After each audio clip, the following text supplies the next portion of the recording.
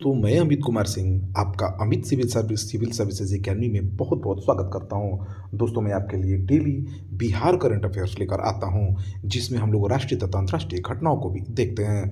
तो दोस्तों, इसमें मैं 6 अखबारों का निचोड़ आपके लिए लेकर आता हूं। तो यकीन मानिए दोस्तों, ये आपके लिए बहुत इंपॉर्टेंट वीडियो होने वाला है, क्योंकि इसको बहुत मेहनत करके मैं बनाता हूँ। और दोस्तों, अगर आप मेरा पीडीएफ प्राप्त करना चाहते हैं तो आप मेरे Amit civil services telegram channel पर जाकर डेली का पीडीएफ प्राप्त कर सकते हैं। डिस्क्रिप्शन में मैं टेलीग्राम चैनल का लिंक दे दूंगा। आप मेरे चैनल पर भी टेलीग्राम चैनल का लिंक देख सकते हैं। तो दोस्तों, देर न करिए, चैनल को जरूर सब्सक्राइब करिए, दोस्तों में शेयर करिए, आपको डेली पीडीएफ प्राप्त होगा। चलते हैं आज के पहले क्वेश्चन की तरफ। मुख्यमंत्री नीतीश कुमार ने बिहार के किस जिले में अभियंत्रण महाविद्यालय का उद्घाटन किया है? देखिए दोस्तों, मुख्यमंत्री नीतीश कुमार ने बिहार के बक्सर जिले में इंजीनियरिंग कॉलेज का उद्घाटन किया है। ठीक है दोस्तों, मुख्यमंत्री नीतीश कुमार ने 22 फरवरी 2023 को 1550 करोड़ की योजनाओं का उद्घाटन किया है। मुख्यमंत्री नीतीश कुमार ने 18 विभागों की 132 योजनाओं का उद्घाटन किया है तथा 1321 करोड़ की लागत वाली 16 विभाग की 110 योजनाओं का शिलान्यास भी किया है। मुख्यमंत्री ने 7 निश्चय योजना के तहत बक्सर अभियंत्रण महाविद्यालय का उद्घाटन किया है। बिहार के विज्ञान और प्रौद्योगिकी मंत्री सुमित कुमार सिंह है। देखिए दोस्तों, अभी तक बिहार के 31 महा इंजीनियरिंग कॉलेजों के भवन बनाए जा चुके हैं 7 निश्चय योजना के तहत, तथा साथ ही साथ दोस्तों 15 पॉलिटेक्निक कॉलेजों के भवन बनाए जा चुके हैं। तो मुख्यमंत्री 7 निश्चय योजना के तहत कायाकल्प हो रहा है इंजीनियरिंग कॉलेजों का और पॉलिटेक्निक कॉलेजों का।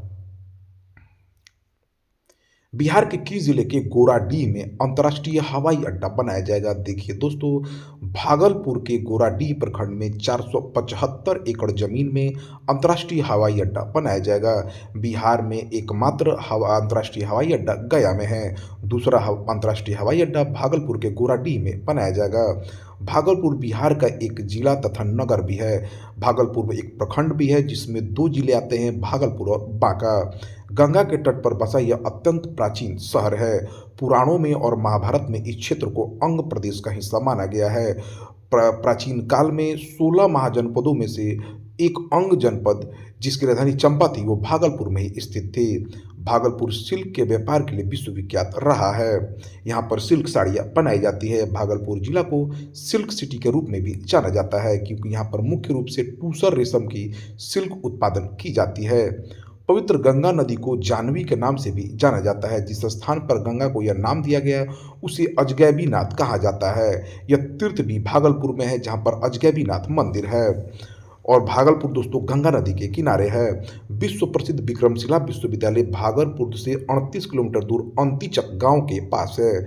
इसका निर्माण पाल वंश के शासक धर्मपाल ने 770 से 810 ईसा पूर्व इनका शासनकाल रहा, उस दौरान करवाया था। भागलपुर जिला रेशम उद्योग से भी जुड़ा हुआ है। पूरे भारत में अपने तसर रेशम और भागलपुरी साड़ी के लिए प्रसिद्ध है भागलपुर। बिहार कृषि विश्वविद्यालय सबौर भागलपुर में ही स्थित है। भागलपुर का क्षेत्रफल 2569 वर्ग किलोमीटर है। भागलपुर की जनसंख्या 3 करोड़ 30 लाख 37,766 है। भागलपुर प्रमंडल में 2 जिले भागलपुर तथा बांका हैं। बिहार में कुल 9 प्रमंडल हैं, जिनके नाम भागलपुर, मुंगेर, तिरहुत, मुजफ्फरपुर, दरभंगा, पटना, कोसी, मगध और पूर्णिया है। बिहार के किस जिले के रहने वाले श्रेयस विश्व शतरंज चैंपियनशिप में भारत का प्रतिनिधित्व करेंगे? तो दोस्तों, मधुबनी के रहने वाले हैं श्रेयस। वो विश्व शतरंज चैंपियनशिप में भारत का प्रतिनिधित्व करेंगे। श्रेयस ने जयपुर में आयोजित 11वीं नेशनल एमेच्योर शतरंज चैंपियनशिप में प्रथम स्थान प्राप्त किया था। मधुबनी का क्षेत्रफल 3501 स्क्वायर किलोमीटर है। आबादी यहाँ का 44,87,379 है। मधुबनी भारत के बिहार प्रांत में दरभंगा प्रमंडल अंतर्गत एक जिला है। मैथिली यहाँ की प्रमुख भाषा है। विश्व प्रसिद्ध मिथिला पेंटिंग एवं मखाना के पैदावार की वजह से मधुबनी को विश्व भर में जाना जाता है। ठीक है, भारत में मखाना के कुल उत्पादन का 80% मधुबनी में होता है। ठीक है दोस्तों, मधुबनी में मधुबनी चित्रकला विश्व प्रसिद्ध है। सामा चकेवा एवं झिझिया मधुबनी का लोक नृत्य है। यह जिला महाकवि कालिदास, मैथिली कवि विद्यापति तथा वाचस्पति जैसे विद्वानों की जन्मभूमि रही है। मधुबनी को मिथिला की राजधानी कहा जाता है। बिहार के राज्यपाल राजेंद्र विश्वनाथ अर्लेकर ने भगवान बुद्ध तथा उनके शिष्यों सारिपुत्त और मौदगलयायन के अस्थि कलश को किस देश को सौंपा है? तो दोस्तों थाईलैंड को। माननीय राज्यपाल श्री राजेंद्र विश्वनाथ आर्लेकर ने भगवान बुद्ध और उनके दो प्रमुख शिष्यों अरिहंत सारिपुत्त एवं अरिहंत मौदगलयायन के पवित्र अस्थि अवशेषों को लेकर बैंकॉक पहुंचे हैं। उनके साथ 22 सदस्यीय प्रतिनिधिमंडल भी वहां गया है, जिसमें केंद्रीय सामाजिक न्याय एवं अधिकारिता मंत्री डॉक्टर वीरेंद्र कुमार भी शामिल हैं। थाईलैंड के प्रधानमंत्री श्रेठा थाविसिन 23 फरवरी 2024 को रॉयल पैलेस ग्राउंड सनम लुआंग में इन पावन अवशेषों की पूजा अर्चना करेंगे और तदुपरांत मक्खा बूचा दिवस पर लोग इनका दर्शन कर सकेंगे। थाईलैंड, जिसका प्राचीन भारतीय नाम श्याम देश या श्याम है, दक्षिण पूर्वी एशिया में एक देश है। हिंदू धर्म का थाईलैंड के राज परिवार पर सदियों से गहरा प्रभाव रहा जाता है। माना यह जाता है कि थाईलैंड के राजा भगवान विष्णु के अवतार हैं। इसी भावना का सम्मान करते हुए थाईलैंड का राष्ट्रीय प्रतीक गरुड़ है। थाईलैंड में राजा को राम कहा जाता है। राज परिवार अयोध्या नामक शहर में रहता है। यहाँ पर बौद्ध मंदिरों की भी भरमार है, जिनमें भगवान बुद्ध की विभिन्न मुद्राओं में मूर्तियां स्थापित है। थाईलैंड में 94% आबादी बौद्ध धर्मावलंबी है। राजधानी थाईलैंड की बैंकॉक है। केंद्रीय सतर्कता आयोग में नए सतर्कता आयुक्त के रूप में किसे नियुक्त किया गया है? तो देखिए दोस्तों, सेंट्रल विजिलेंस कमीशन केंद्रीय सतर्कता आयोग में नए सतर्कता आयुक्त के रूप में एएस राजीव की नियुक्ति राष्ट्रपति द्रौपदी मुर्मू ने किया है। राजीव वर्तमान में बैंक ऑफ महाराष्ट्र के एमडी और सीईओ हैं। केंद्रीय सतर्कता आयोग एक शीर्ष भारतीय निकाय है, जिसे 1964 में स्थापित किया गया था। किस आईआईटी ने भारत के सबसे बड़े ड्रोन पायलट प्रशिक्षण सुविधा की शुरुआत की है? तो दोस्तों आईआईटी गुवाहाटी ने। भारतीय प्रौद्योगिकी संस्थान गुवाहाटी आईआईटी गुवाहाटी ने प्रधानमंत्री की नमो ड्रोन दीदी पहल के अनुरूप भारत का सबसे बड़ा ड्रोन पायलट प्रशिक्षण संगठन लॉन्च किया है। यह training centre RC Hobitech solutions private limited के स्वामित्व वाले ब्रांड एडोराडो के सहयोग से लॉन्च किया गया है। असम के मुख्यमंत्री हिमंत बिस्वा शर्मा हैं। असम के राज्यपाल गुलाब चंद्र कटारिया है। हाल ही में चौथे खेलो इंडिया यूनिवर्सिटी गेम्स का शुभारंभ गुवाहाटी में किया गया है। टेस्ट क्रिकेट में इंग्लैंड के खिलाफ 100 विकेट लेने वाले पहले भारतीय गेंदबाज कौन बने हैं? तो दोस्तों ये रविचंद्रन अश्विन हैं। रविचंद्रन अश्विन टेस्ट क्रिकेट में इंग्लैंड के खिलाफ 100 विकेट लेने वाले पहले भारतीय गेंदबाज बन गए हैं। इससे पहले कोई भी भारतीय गेंदबाज इंग्लैंड के खिलाफ 100 विकेट तक नहीं पहुंचा था। आपको बताते चले कि हाल ही में अश्विन ने अपने 500 टेस्ट विकेट पूरे किए हैं। अश्विन इंग्लैंड और भारत के बीच हुए टेस्ट मैचों में 100 विकेट लेने वाले सिर्फ दूसरे गेंदबाज भी बने हैं। इस लिस्ट में उनसे आगे सिर्फ जेम्स एंडरसन है, जिनके 145 विकेट हैं। तो दोस्तों याद रखिए, टेस्ट क्रिकेट में इंग्लैंड के खिलाफ 100 विकेट लेने वाले पहले भारतीय गेंदबाज रविचंद्रन अश्विन बने हैं। उन्होंने अपनी हाल ही में 500 टेस्ट विकेट भी पूरा किया है। बीसीसीआई भारतीय क्रिकेट कंट्रोल बोर्ड के प्रमुख जो है रोजर बिन्नी हैं। लोकसभा के पूर्व अध्यक्ष मनोहर जोशी का निधन हो गया। वह किस राज्य के पूर्व मुख्यमंत्री भी थे? तो दोस्तों महाराष्ट्र के पूर्व मुख्यमंत्री और पूर्व लोकसभा अध्यक्ष मनोहर जोशी का 86 वर्ष की आयु में निधन हो गया है। मनोहर जोशी 1995 से 1999 तक महाराष्ट्र के मुख्यमंत्री और 2002 से 2004 तक लोकसभा के अध्यक्ष के रूप में कार्य किए थे। जोशी महाराष्ट्र के पहले गैर कांग्रेसी मुख्यमंत्री बने थे। महाराष्ट्र के मुख्यमंत्री अभी वर्तमान में एकनाथ शिंदे हैं। महाराष्ट्र के राज्यपाल रमेश बैस हैं। 3 दिवसीय अंतर्राष्ट्रीय गीता महोत्सव का आयोजन कहाँ किया जाएगा? तो दोस्तों श्रीलंका की राजधानी कोलंबो में 3 दिवसीय अंतर्राष्ट्रीय गीता महोत्सव का आयोजन किया जाएगा। 3 दिवसीय महोत्सव 1 मार्च से शुरू होगा। यह महोत्सव हरियाणा के कुरुक्षेत्र विकास बोर्ड के वित्तीय सहयोग से आयोजित किया जाएगा। श्रीलंका के राष्ट्रपति रानिल विक्रमसिंघे हैं। श्रीलंका के प्रधानमंत्री दिनेश गुणवर्धने हैं। चांद के साउथ पोल पर किस देश का पहला प्राइवेट स्पेसक्राफ्ट उतरा है? तो देखिए दोस्तों, चांद के साउथ पोल पर अमेरिका का पहला प्राइवेट स्पेसक्राफ्ट उतरा है। 23 फरवरी 2024 को अमेरिका की Houston based private company intuitive machines का लैंडर ओडिसियस चंद्रमा के साउथ पोल पर लैंड हो गया है। इसे 15 फरवरी 2024 को लॉन्च किया गया था।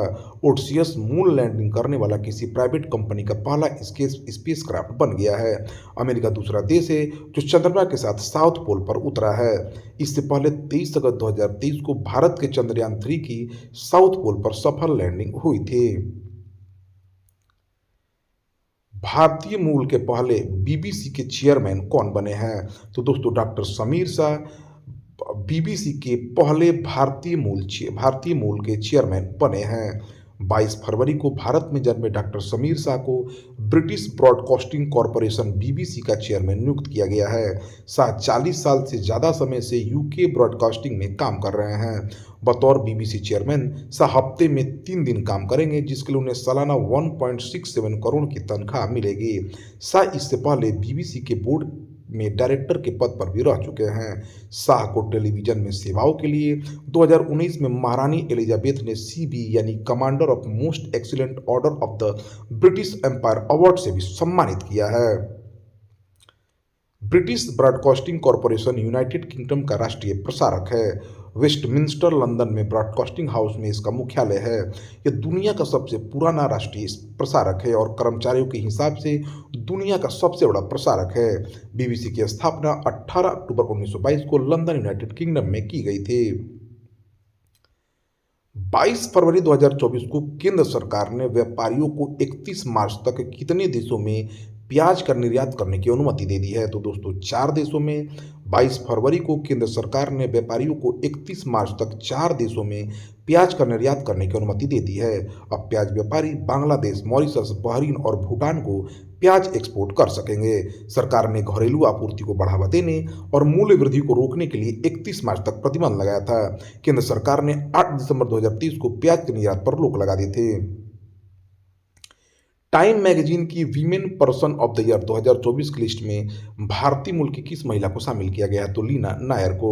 21 फरवरी को टाइम मैगजीन ने women person of the year 2024 की लिस्ट जारी की है। इस साल मैगजीन ने दुनिया की 12 महिलाओं को शामिल किया है। भारतीय मूल की महिला लीना नायर को मैगजीन में जगह मिली है। इस लिस्ट में बॉर्बी फिल्म की डायरेक्टर ग्रेटा गर्विग को भी शामिल किया गया है। इस लिस्ट में शामिल टेनिस प्लेयर कोको गॉफ 2023 की सबसे महंगी खिलाड़ी रही हैं। टाइम हर साल ऐसी महिलाओं की लिस्ट जारी करता है जिनकी कोशिशों और उपलब्धियों से समाज को में बदलाव आता है। इस लिस्ट में इकोनॉमिक्स में Nobel prize winner Claudia Goldin भी है।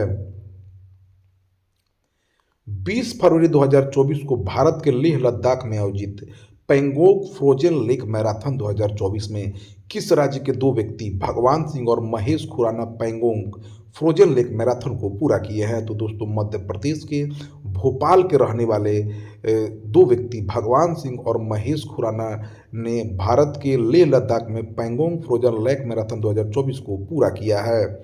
ठीक है, इसको पूरा करने के बाद एथलीटों के चयनित समूह में शामिल हो गए हैं। लद्दाख की पैंगोंग फ्रोजन लेक मैराथन का दूसरा संस्करण है। इसे विश्व की सबसे ऊंची फ्रोजन लेक मैराथन के रूप में जाना जाता है। यह दौड़ 14,273 फीट की ऊंचाई पर भारी बर्फबारी के बीच आयोजित की गई थी। यहाँ का तापमान -15 डिग्री सेल्सियस तक गिर गया था, जो इसे दुनिया की सबसे कठिन मैराथनों में से एक बनाती है। खराब मौसम के कारण 82 किलोमीटर के मैराथन को घटाकर 21 किलोमीटर की हाफ मैराथन कर दिया गया है। फ्रोजन लेक मैराथन का उद्देश्य तेजी से पिघल रहे हिमालय के ग्लेशियरों के बारे में जागरूकता फैलाना है। लद्दाख भारत का एक केंद्र शासित प्रदेश है जो उत्तर में काराकोरम पर्वत और दक्षिण में हिमालय पर्वत के बीच में स्थित है। लद्दाख प्रशासन का लद्दाख के उपराज्यपाल बीडी मिश्रा हैं। विज्ञापन देकर जंग पर अपनी राय बताने वाला विश्व का इकलौता देश कौन बना है? दोस्तों तो इजराइल बना है। ठीक है, इजराइल ने अमेरिका के द वाशिंगटन पोस्ट में दोस्तों एक विज्ञापन देकर यह बताया कि हम हमास को हरा कर रहेंगे। हमास या तो हथियार डाले, इजराइल हथियार नहीं डालेगा। ठीक है दोस्तों, तो प्रधानमंत्री इजराइल के बेंजामिन नेतन्याहू हैं। राजधानी इसका जेरूशलेम है। आधिकारिक भाषा इब्रानी है। इजराइल दक्षिण पश्चिमी एशिया का एक स्वतंत्र यहूदी राज्य है। राष्ट्रपति यहाँ के इसाक हर्जोग हैं। तो दोस्तों यह रहा 23 फरवरी 2024 के सभी इंपॉर्टेंट बिहार करंट अफेयर्स, राष्ट्रीय और अंतर्राष्ट्रीय खबरों के साथ। तो दोस्तों ऐसे ही वीडियो प्राप्त करने के लिए आप हमारे चैनल से जरूर जुड़े। Thank you for watching my videos.